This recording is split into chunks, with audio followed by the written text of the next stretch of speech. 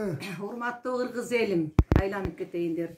Азыркы ситуациялар аябай кыйын болуп атат. Мен Ишембаева Гүлкан Жээнбековнамын. 73 жаштамын, айланайындар. Эли журт, тууган уруктар, балдарды айтпайын, пенсионерлер.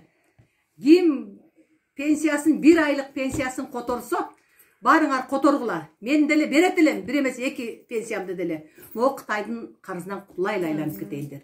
Бере албагандар 1000 сомдон берсин. Түшүрсүн. Садыр Жапаров bir банк açsın, баланча деген банктын атын ачып койсун. Ошого барып салайлы, айланайын. Кытайдын карызынан кутулсак, жерибиз өзүбүзгө калат, элибиз өзүбүзгө калат. Балдарыбыз да кененгеси жашайт, айланып кетейиндер. Менин айтайын деген эле оюм ушул. Жапар, айланып кетейин. Ишенгенибиз сенсиң эми. Сени шайлады балдар, мына жаштар. Эми биз карылар дагы кошумчабыз. Барыбыз эле сүйүнүп атабыз. Şu senin bolğonuna.